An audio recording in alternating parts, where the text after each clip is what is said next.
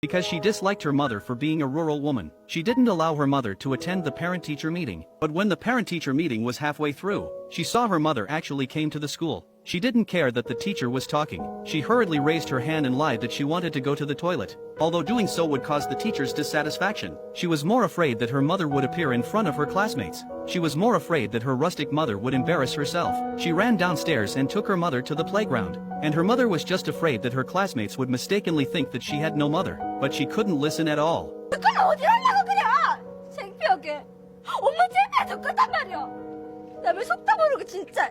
Looking at her mother's expression, she realized that she might have hurt her mother. But her mother didn't blame him, but began to blame herself. She blamed herself for ignoring her daughter's feelings. The daughter asked her mother to go home in an almost begging tone. The mother handed her the pumpkin pie and eggplant she brought and asked her to give them to the teacher. Before leaving, turning around, she saw her mother's bright smile. But she didn't know that after she left, her mother lowered her head in disappointment. She couldn't see her mother's sadness at this time. She didn't know that her mother walked a long way home alone. She also didn't know what her mother was thinking on the way. When Jishu was very young, she was her mother's favorite. Perhaps because she missed her sister who died after she was born, Jishu got more love than her brother. When eating snacks, her mother would always give Jishu a little more. Jishu's father was a bus driver in the village. He would pick her up every day. Although the family was not rich, they lived a decent life. Jishu had a relatively happy childhood. But when she was in junior high school, she began to dislike her mother because she always bargained when buying vegetables. This made him feel embarrassed. Don't you feel ashamed? Can you buy a villa with these few cents?